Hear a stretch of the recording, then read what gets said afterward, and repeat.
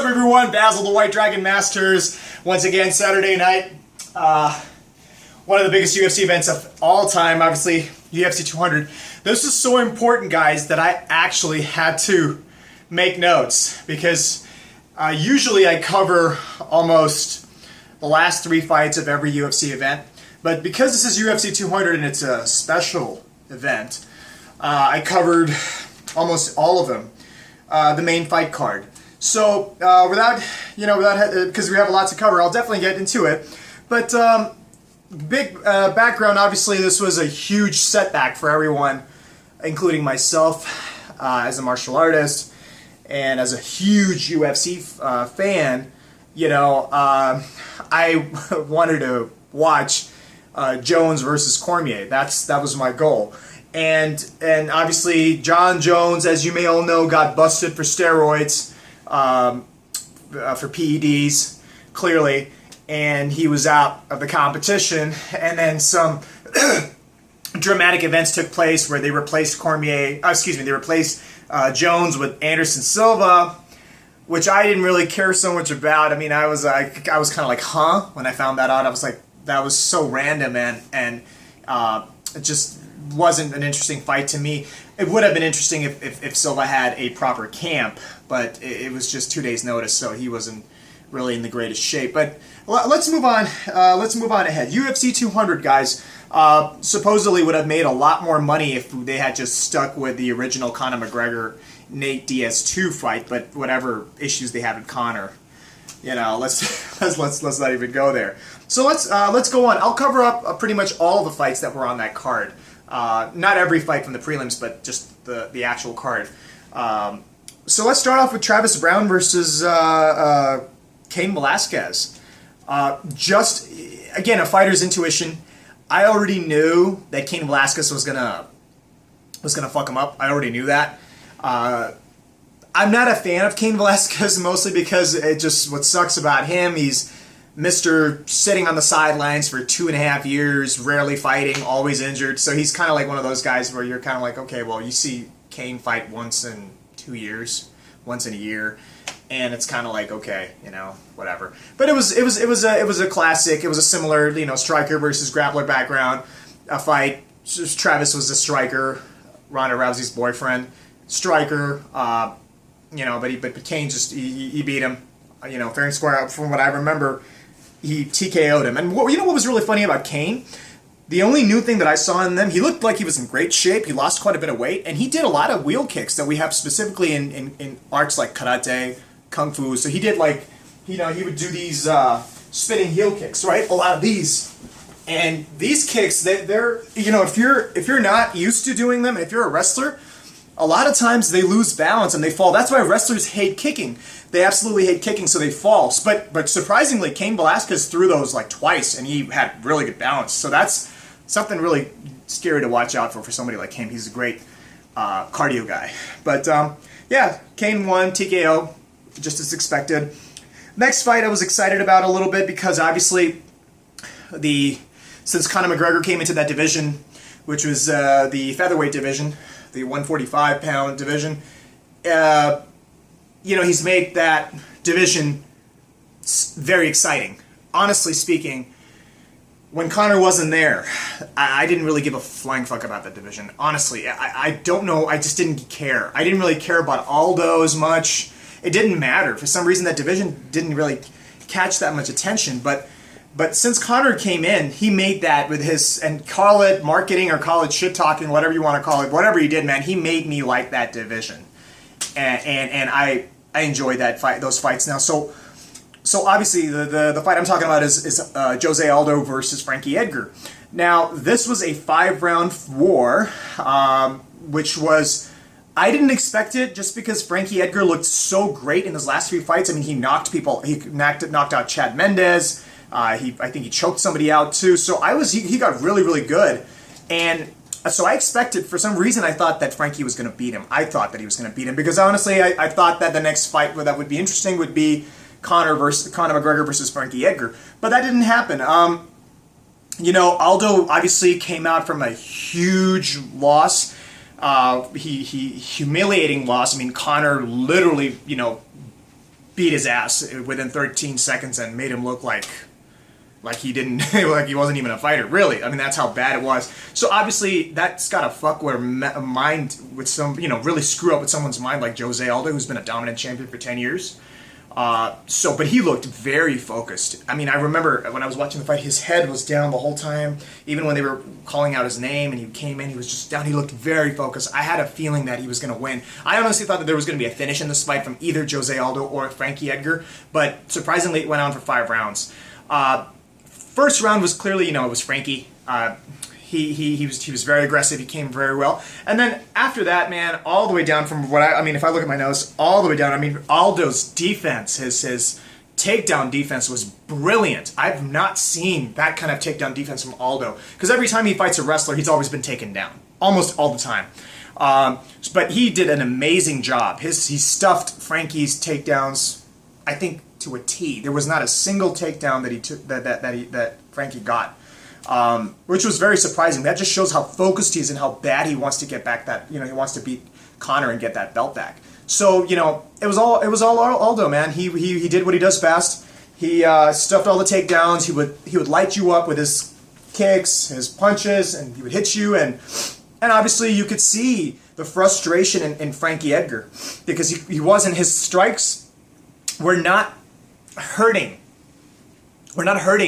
Aldo. I mean, he threw quite a few low kicks to Aldo, and it was almost like Aldo was just standing there, and he was just taking those kicks, and it didn't fizzle him at all, because Frankie's a wrestler, and wrestlers don't really have the strongest striking when it comes to kickboxing.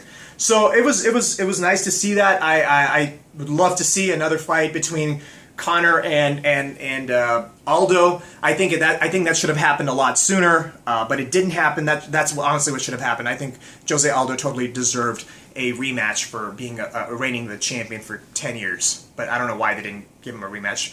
But anyway, so yeah, Jose Aldo won by decision, fair and square. Moving on to the boring fight, man. I mean, one of the most boring fights. Daniel Cormier versus Anderson Silva. Obviously, I feel sorry for Daniel Cormier. I feel sorry for the guy. He's a great fighter. He's also a great character of a person. Obviously, he's an Olympian. We all know he lost a kid as well.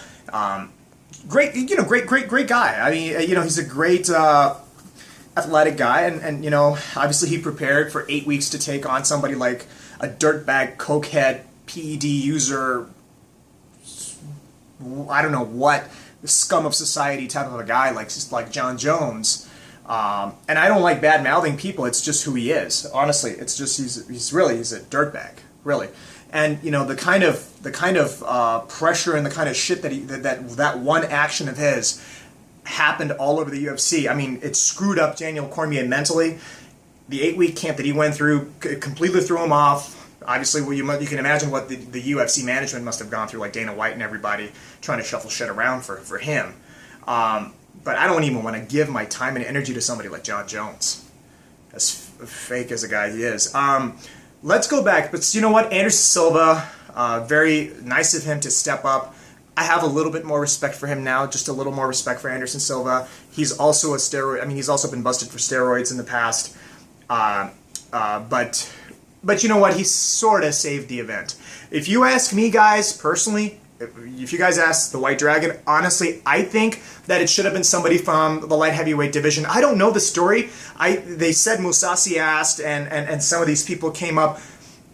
I also read somewhere that Alexander Gustafsson wanted to come and fight. I would much rather have seen that fight over Anderson Silva versus Cormier. It threw me off completely that they were bringing a middleweight up to light heavyweight to fight. It didn't make any sense to me.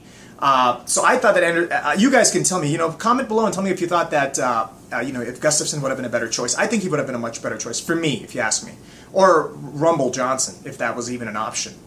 But anyway, they went with Anderson Silva. Anderson Silva being, he is a respected fighter, and he's a good fighter too. So 2 days notice, man, you got to give him, some respect on that point. He had no training camp. He came out of a gallbladder surgery. which is a major surgery. So he came in, soft, and so I'll cut these guys some slack. I mean, I'll cut Cormier the slack, and I'll cut Anderson the slack. These guys, I mean, they just saved the event. They had to save UFC 200. But the event, but the actual fight itself was extremely boring. I mean, it was a very boring fight.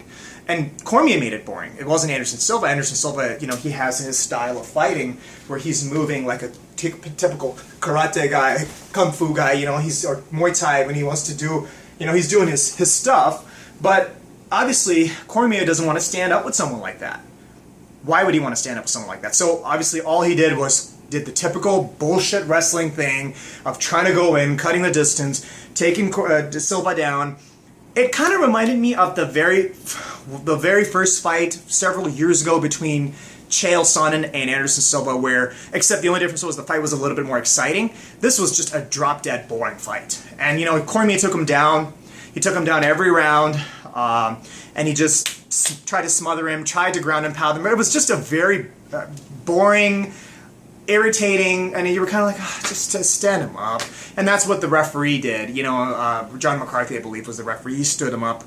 But and every time Silva tried to get back up and tried to do his thing, he had no energy. He had no air, obviously, because he didn't train. He had no time to train, and he was carrying a lot of weight that he usually doesn't carry. Like he's supposed to be. When he's fighting at 185, he's in great shape. But he was fighting at 190. I don't know.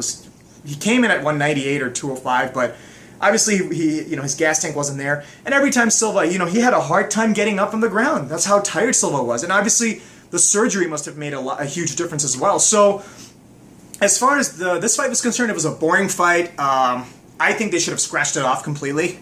Either that, or they should have had somebody from the actual light heavyweight division.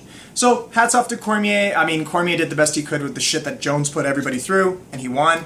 Congratulations to Cormier. And you know what? Also, my tremendous respect to Anderson Silva for coming in and doing what he did. Hopefully, when we see him again, he'll obviously be in much better shape when he has a real camp. And what we have last but not least. Last but not least, Mark Hunt versus Brock Lesnar. Now, you guys, everybody was counting Brock Lesnar out. They were cussing at me on YouTube when I was putting comments saying, no, guys, Brock Lesnar can beat Mark Hunt. He could walk through him. I said, don't count this guy out. Just because he's been out for 5 years, it don't mean he's doing nothing. He's probably training. You can't look like that and not do anything and not train, right? Even when he's doing WWE, he's got to physically work out and do his wrestling and whatever he has to do. Maybe not in fighting shape. And then obviously, whenever the UFC approached him to be part of UFC 200, he must have trained his ass off to be the fighter that he is.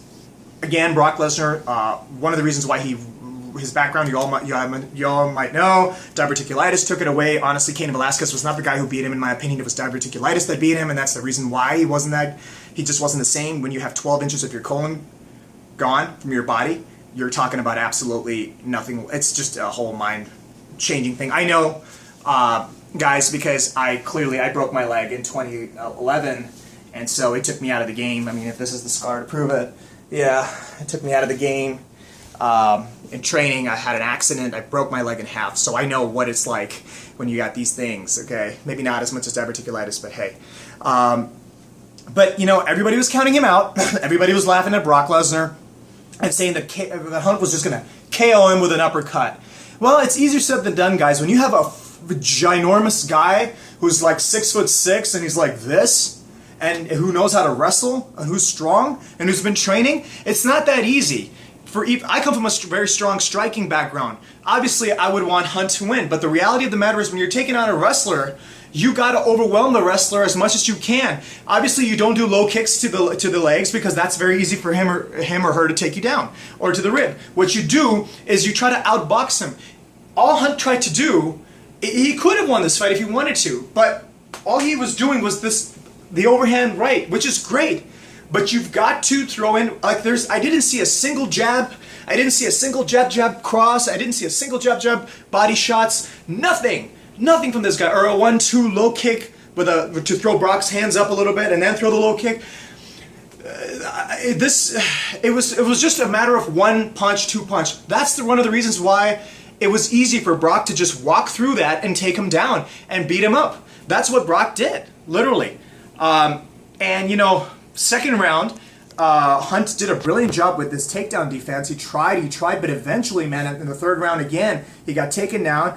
And, you know, I mean, Brock, you know, he beat him up. I can't remember how it was, actually. I think it was a decision. But for the most part, Brock had a lot of control. He had him on side mount. He had him on the mount position. And he constantly was throwing his lunch boxes. He was hitting Hunt. You could tell him that he was not in a good place. Hunt would not want to be in that place. So Brock Lesnar made a great comeback. He won. I don't know what's up with his contract. Hopefully he's going to stay in the UFC. We see more of him. He's going back to WWE to take on Randy Orton. But I don't know what the story is between WWE and the UFC. Let's see how that pans out. But it's great. Hope he comes back. So yeah, Brock Lesnar won, guys. Final match, which was the main event. They switched that to the main event. The main event was originally, again, it was Daniel Cormier versus John Jones 2, but it ended up now, the co-main event ended up becoming the main event, which was Miesha Tate versus Amanda Nunes. I had never heard of Amanda Nunes, honestly. I could care less who she was. I didn't care a shit about her, but now I'll know who she is. Just like I didn't know who Joanna Jędrzejczyk was before. Now I know who she is. I didn't know who Amanda Nunes was. Today I know who she is. Because Amanda Nunes whooped Miesha Tate's ass. I mean, it was round 1, TKO. I was surprised how quickly she beat Miesha Tate. I didn't expect her to beat Miesha Tate's ass like that. I really didn't expect it. I thought Miesha was going to grind it out, and honestly, I thought Miesha was going to be careful because it took her so long to get that. She beat a stronger kickboxer like Holly Holm. So I was surprised that you know, Amanda Nunes is now I know she's by looking at her fighting that she's good, but Holly was much better. I mean, Holly's the girl who knocked out Ronda Rousey with a fucking head kick, man. So I was surprised how that happened. But you know, this is the weird thing. This is what's going on in the 135 women's division in the UFC. It is literally passing the torch. Literally, I mean, since Ronda Rousey has lost, she's been the only consistent champion who defended her title over and over after winning it. Since then, nobody has been able to defend the title. Holly Holm, she knocked out Ronda Rousey with devastating fashion and beat her up. All right, beat her ass bad. She took the title, but then guess what? She only took it and gave it to Miesha Tate. She lost to Miesha Tate in one fight. Then Miesha Tate loses to Amanda Nunes in one fight. And God knows what happens with Amanda Nunes, who I don't know who they're going to put her against. But hey, now finally Brazil has one champion because they didn't have any champions for some time, I believe. So, yeah, it was a wrestler versus striker match. Miesha was going in. She was trying to do what she does best. She was trying to take her down, but Amanda Nunes' takedown defense was great. And Amanda Nunes hits hard. I mean, she threw some amazing punches, crosses that really rocked Miesha Tate, an overhand right that really got her. And then Miesha just wasn't the same. And Amanda just beat her ass. I mean, she beat her bad. Almost to the point that I've never seen Miesha cower like that. She didn't even cower like that when she fought Holly Holm. So it was a little odd. Something wasn't right with Miesha Tate. It almost felt like she was somebody else. Because I was expecting a very aggressive Miesha Tate, the one that I saw with Holly Holm, or the one that I saw with Ronda Rousey. This fight, I don't know. I think mentally she may have been going through some depression or something's off. There was something completely off about her. If you guys see well, I don't know. What do you guys think? You tell me. What do you guys think? If you guys saw UFC 200, please, comment and let me know what you guys think. I honestly thought that something was off. But anyway, guys, this was UFC 200. Not the funnest card. Honestly, I'll be honest with you. I didn't enjoy this at all as much. It was kind of a boring card, especially when you look at everything and you look at how the fights panned out. But guys, if you enjoyed my review, which I hope you did, please subscribe to my channel, Basil the White Dragon Masters. Follow me on Instagram. I have a huge following there too. And stay tuned for my songs and my martial art videos and some of my films that I'm planning to shoot that are going to come out. So yeah, guys, can't wait. I'm even looking over UFC 201. I don't give a shit about Robbie Lawler versus Tyron Woodley. Probably Lawler's going to beat his ass. I'm just thinking about 202, which is Conor McGregor versus Nate Diaz 2. I can't wait to see that one. That's probably the only exciting fight that I'm looking forward to. But anyway, guys, God bless you all, man. Basil the White Dragon Masters, out.